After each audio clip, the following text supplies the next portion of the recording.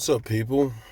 It's been a long time since I made a post on someone like me, but as you could tell from that post, I've been going through a lot. Uh, I went to a doctor shortly after I made that first post, and I was prescribed gabapentin. Uh, Maybe it was before that post. I don't really remember, but it seems to be working well. Um, I've mellowed out some. I don't crave marijuana anymore. Considering I probably smoked a quarter pound in less than 2 weeks, that's a good thing. Uh, I put myself back on the job market. I have a few interviews coming up. And as you can see, I'm sitting inside a vehicle. I have something to drive now. I've been taking strides to improve my life just the same. I have been interacting via email with the assistant city manager of Roanoke, the mayor of Roanoke, and the lieutenant governor of Virginia, trying to plan the Bow Movement rally. I checked in with my probation officer the other day, and despite the fact that, I'm still at the shelter, uh, she's pretty much satisfied with the progress I've been making. In fact, I got a phone call to arrange a job interview for tomorrow while I was sitting in her office. That made her pretty happy. Um, it still doesn't change the fact that I know that had I been able to address my issues with PTSD and anxiety prior to leaving prison, I would have been able to make more progress than I have made, and I would have been able to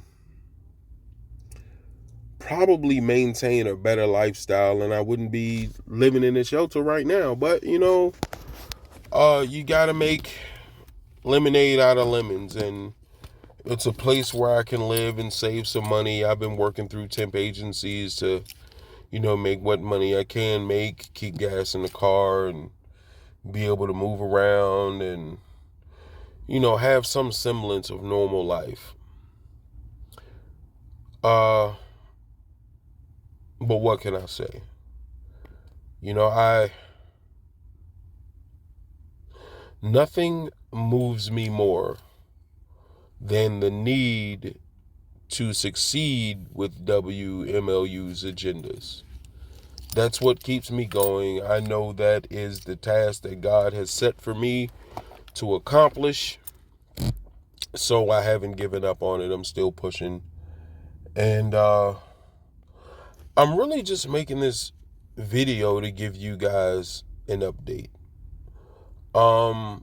It was suggested that I take the easy route and use PTSD as an anxiety as a reason to claim disability and, get SSI or whatever it is that you get and, get subsidized housing. And then I realized that, what? I'm a fighter, you know? Now, granted, there are some people who deal with mental health issues that they really can't handle. There are some people who have mental health issues that can't be corrected, I guess. But for me,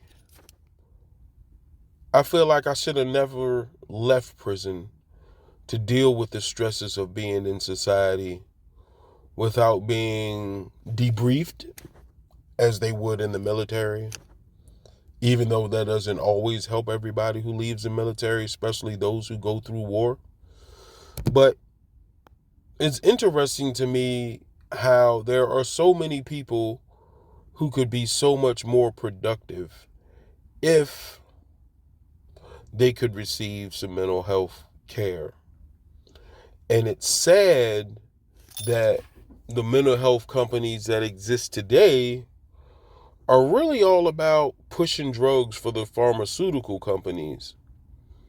Now, I can't say that all of them do this, but I'm pretty sure we know that a lot of them do.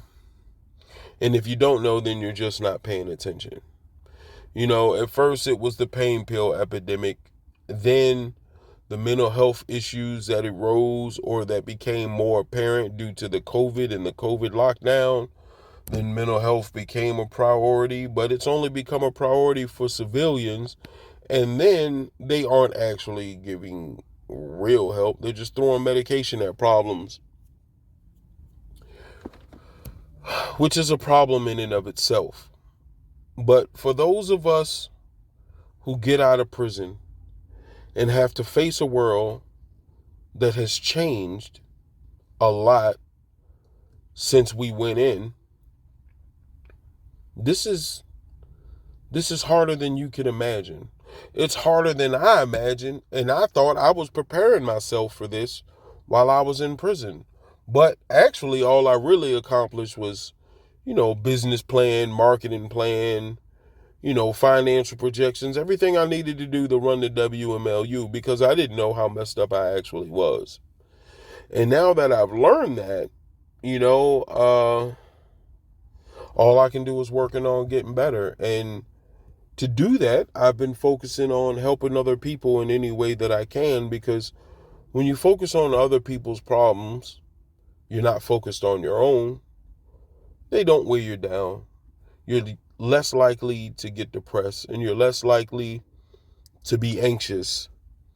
But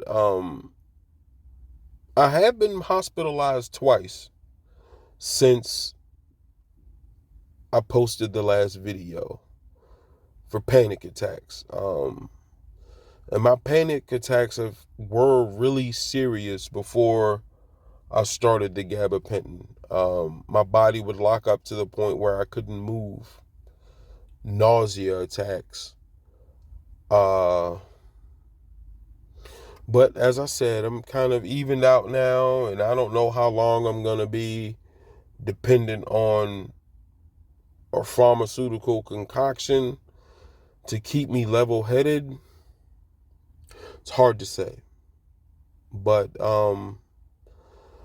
I have to generate income. I have bills to pay, a car to maintain. And, we'll see how it goes. I guess what I'm going to start doing is at least making a post at least once a week and, talk about my progress and what's going on. But, as I said, the whole goal of these videos and the goal of the Someone Like Me channel is to help society understand that, there are very capable people in prison, but those people will not be able to be assets to society unless they receive the mental health treatment that they need while in prison. And I've never really heard anyone talk about this, even though, the mental health crisis has been, talked about in the media a lot. But for some reason, the people in prison get forgotten. And it's interesting because they come out and they have the problems that won't allow them to function in society, myself included. And we fail and we go back to prison and we remain statistics for the rest of our lives. And then, we become more ill and we treat each other bad and we subject each other to all types of bullshit, which makes other people in prison worse, who will be getting out and will do nothing but be more of a burden on society. So I just want to know when somebody's going to step up and try to make a difference there. All I can do is call attention to the problem and use myself as an example.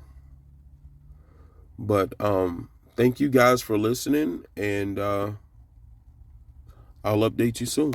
Thank you.